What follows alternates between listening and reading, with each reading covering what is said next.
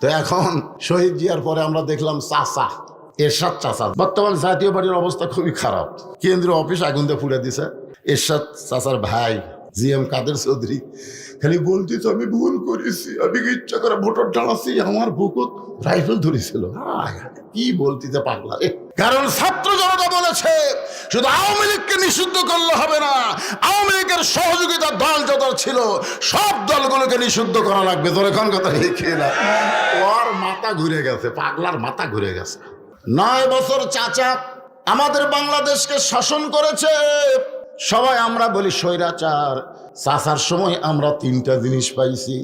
1 নম্বর হলো রবিবার সরকারি ছুটি ছিল।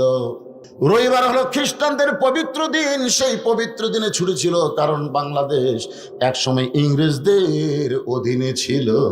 এখন ঠিক কিনা? তারপরে বাংলাদেশ আবার পাকিস্তানের অধীনে চলে গেল, তারপরেও বাংলাদেশ স্বাধীন হলো। কিন্তু ওই খ্রিস্টানকে রবিবার আর বাদ কেউ দিবার পারে না। এরশাদ চাচাই সর্বপ্রথম বলল মুসলমানদের জন্য খ্রিস্টানদের রবিবার ছুটি হবে না, মুসলমানের ভালো দিন বড় দিন হলো জুমার দিন। জোরে কোন কথা ঠিক কিনা? তাই তিনি শুক্রবারকে সরকারি ছুটি ঘোষণা করলেন।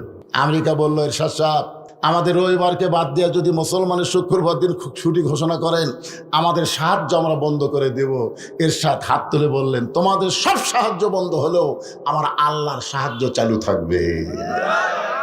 আপনারা বলেন স্বৈরাচারী হোক আর যাই হোক, এরশাদ চাচার 9 বছর সময়ে আমরা তো মজা মারছি ভাই। মজা মারেননি, সব জিনিসের দাম কম, মসজিদের কোনো কারেন্ট বিল দেওয়া লাগেনি, মাদ্রাসার কোনো কারেন্ট বিল এরশাদ চাচা লেয়নি। কামটা কি ভালো করছে না খারাপ করছে? কথা কন। 2 নম্বর হলো রাষ্ট্র ধর্ম ইসলাম ঘোষণা করেছে এরশাদ চাচার 9 বছর পর। আমরা আবার দেখলাম ভাবির শাসন। ভাবি বোঝেন না, বগুড়া জেলার ভাবির শাসন দেখলাম, তারপর আবার দেখলাম বেটির শাসন, তারপরে ভাবির শাসন, তারপরে ভোট পাক বা না পাক বেটি শাসন করছে। এ পর্যন্ত 54 বছর আমাদের দেখা শেষ। আর সূরা আসরের মাধ্যমে আমরা দেখতে চাই আগামীতে আল্লাহর কোরআনের বাংলা। আপনাকে মন কি দেখবার চায় না? খালি ওয়াজ শুনবার মন চায়। কোরআনের ওয়াজ শুনতো আবু জেহেলও শুনছে। তো আবু জেহেলের মতন এত ভালো শ্রোতা আপনারা হবার পারেননি। তো আপনাকে বসবার না দিলে আপনার আসেন না। আর আবু জেহেল বসার চান্স আছে?